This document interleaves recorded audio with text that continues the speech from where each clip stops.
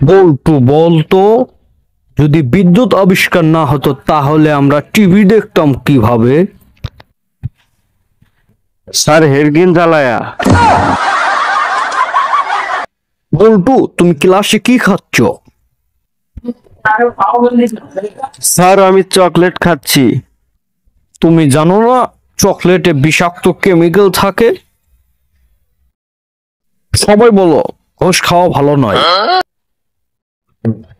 কেন স্যার, ঘুষেও কি বিষাক্ত কেমিক্যাল থাকে? খেলে মারা যাবো? বলতো, আমরা ঘুম পেলে বিছানায় যাই কেন? স্যার ঘুম পেলে বিছানা আমাদের কাছে আসে না, তাই আমরাই বিছানায় যাই।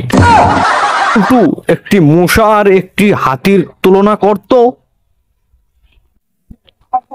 স্যার একটা মশা হাতির গায়ে বসতে পারে, কিন্তু হাতি কখনো মশার গায়ে বসতে পারে না। সল্টেস সল্টেস, ঘরে আসো না রে। দেখো এই আসিবি আসি, তুই এত চিল্লাস কে রে?